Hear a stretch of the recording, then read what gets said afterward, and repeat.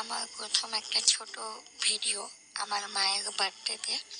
তো 2 প্যাকেট দুধ আর চিনি এনেছি, ওটাও আবার অনেক কাহিনী আছে।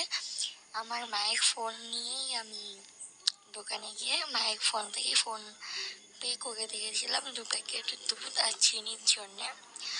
আর এখন দেখতে পাচ্ছি আমি বাইরে বেরিয়েছি ঘর থেকে, কারণ যখন আমি কেক বানাতে যাব তখন দেখছি বাড়িতে ডিম নেই। তো তাই জন্যে আমি আমার কাছে যে টাকা ছিল 200 টাকার মতো, সেটা নিয়ে দোকানে গেলাম, ঘরের সামনের দোকানে। তো রাস্তাটা পেরাবো এখন, এখানে মেন রোড, এটা অনেক গাড়ি ঘোড়া থাকে দেখতেই পাচ্ছ। তো সামনের দোকান থেকে ডিম নেব, যাচ্ছি হেঁটে হেঁটে। তো দোকানে চলে এসেছি। এখানে মজার ব্যাপার হচ্ছে, আমি 5টা ডিম চেয়েছি আর উনি ভেবেছি বিমল। তো বিমল কাটতে গেছে, দেখতেই পাচ্ছ। আমি প্রথমে বুঝতে পারিনি। হ্যাঁ, তারপরে বললাম ডিম, আর তার সঙ্গে 2টো গুঁড়ো দুধের প্যাকেটও নিয়ে নিলাম।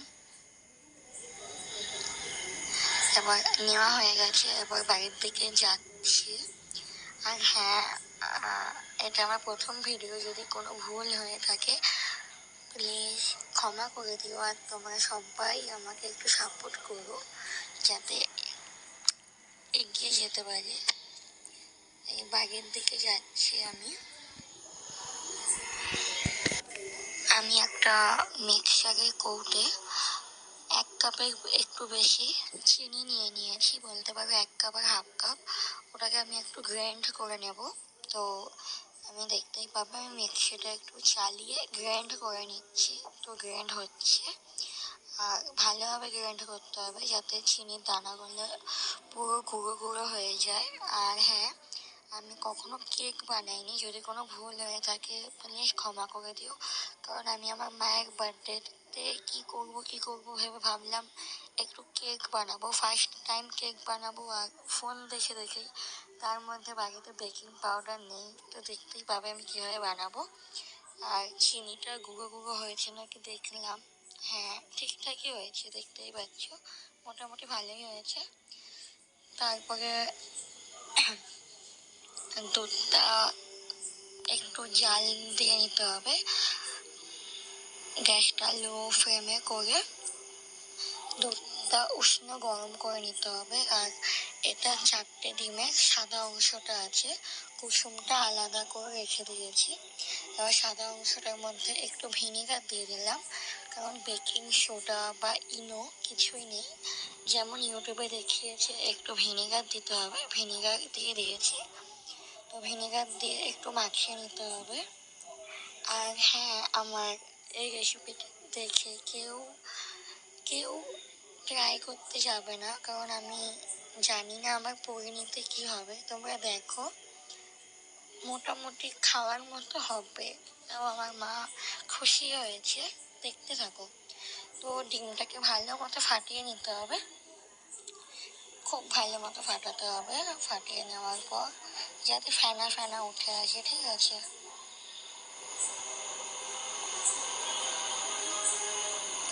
দেখতেই পাচ্ছ ফেনা ফেনা হয়ে গেছে।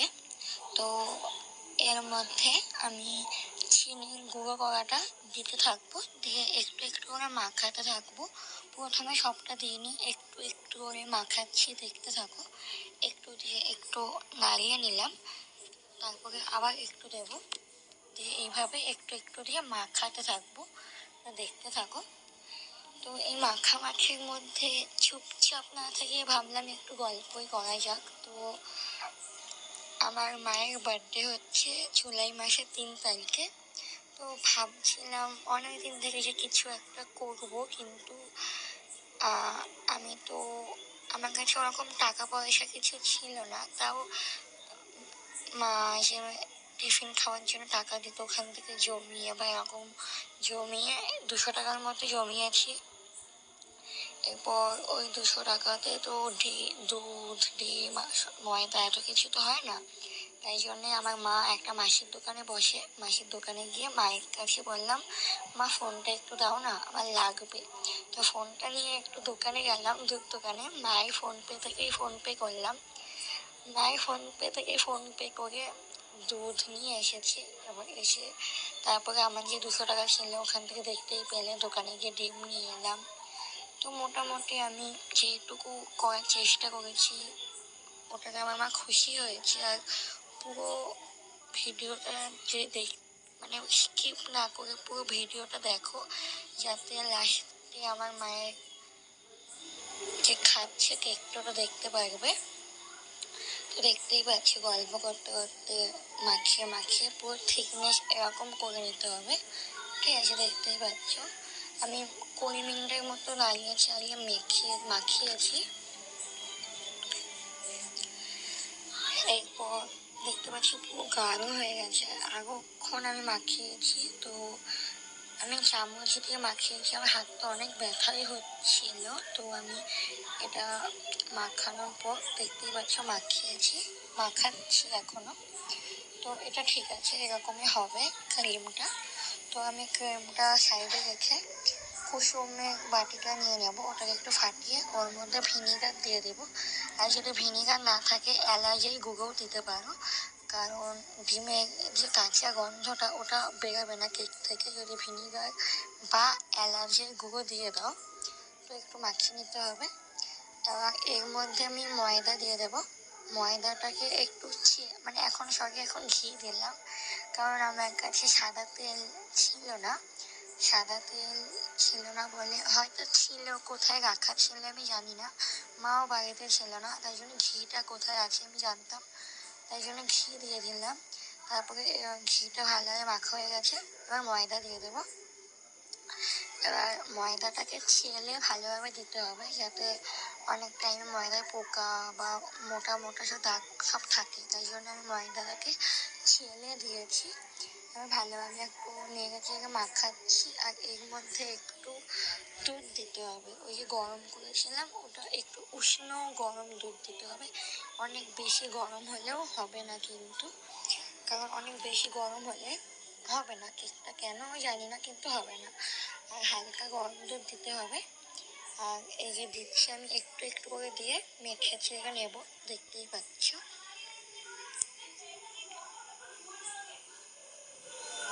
আর আমি তাড়াহুড়ো করছিলাম, কারণ আমার মা চলে আসবে বাইরে মাসির কাছ থেকে, তাই জন্য আমি তাড়াহুড়ো করছিলাম। তো এটা মাখা হলো, তো মাখা হয়েছে অনেকটা।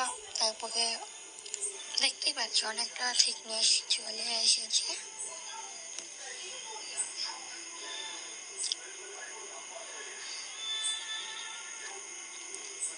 তারপর আমি এর মধ্যে ওই যে ক্রিমটা বানিয়েছিলাম ওই ক্রিমটা আমি একটু একটু করে দেবো, কারণ বেশি পুরোটা দিয়ে দিলে ক্রিমটা ফেটে যাওয়ার ভয় আছে।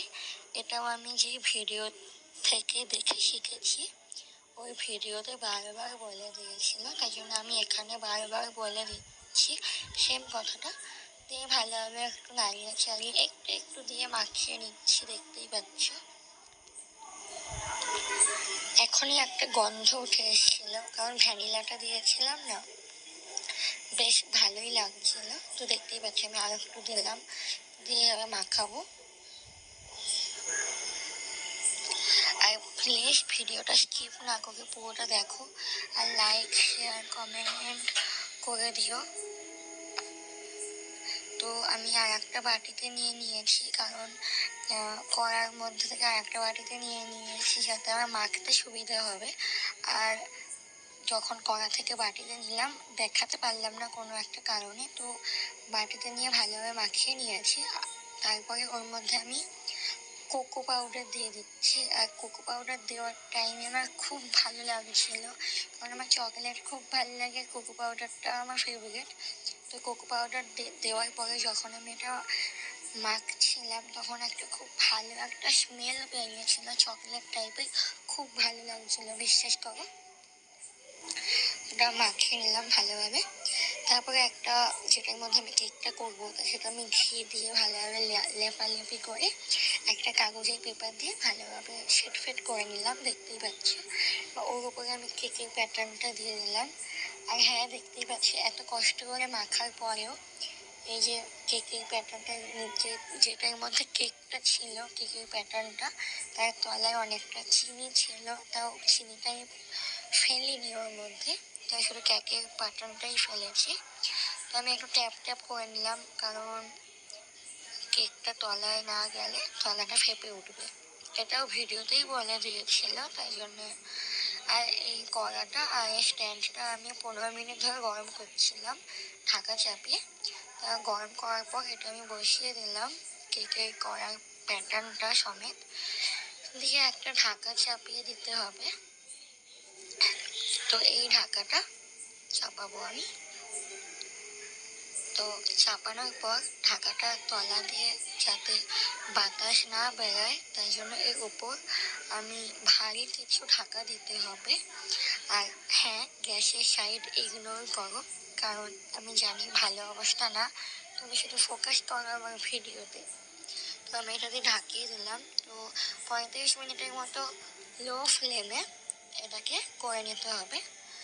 আর সরি, আর যখন নামাবো তখন আমি কোনো কারণবশত ভিডিওটা করতে পারিনি, তো এরকম খাওয়ার পরে মনে পড়লো ভিডিও করতে হবে, তো মাকে ভিডিও বানিয়ে দিলাম। তো হ্যাপি বার্থডে বলছিলাম, হ্যাপি বার্থডে টু ইউ মা। তো মা হাসতে হাসতে খাচ্ছিল, তার মধ্যে সবকটা কুকুরও খেয়েছে, মানে আমাদের ছানা পোনা এরা, আমাদের একটা ফ্যামিলি বলতে পারো। আর যদি আমার ভিডিও ভালো লেগে থাকে একটুও, তাহলে প্লিজ লাইক করে দিও, প্লিজ শেয়ার করে দিও, আর কমেন্ট করতে ভুলো না। তোমাদেরকে এই ছোট্ট বোনটাকে প্লিজ সাপোর্ট করে এগিয়ে নিয়ে যাও। আর হ্যাঁ, কেকটা খেতে ভালোই হয়েছিল, বলবো না খুব ভালো হয়েছিল, মোটামুটি হয়েছিল। আর আমি 35 মিনিট রাখার কথা বলে একটু বেশি রেখে দিয়েছিলাম বলে তলার দিকটা একটু পুড়ে গেছিলো, পুড়ে যায়নি, মানে একটু কালো কালো হয়ে গেছিলো, কিন্তু খেতে ভালো হয়েছিল, মোটামুটি খারাপ হয়নি। আর তো এটা বলেই আমি ভিডিওটা এখানে শেষ করলাম। প্লিজ তোমরা ভিডিওটা স্কিপ না করে দেখে আসবে এত পর্যন্ত, আর একটু লাইক কমেন্ট শেয়ার করে দিও। Okay, bye, tata, love you family.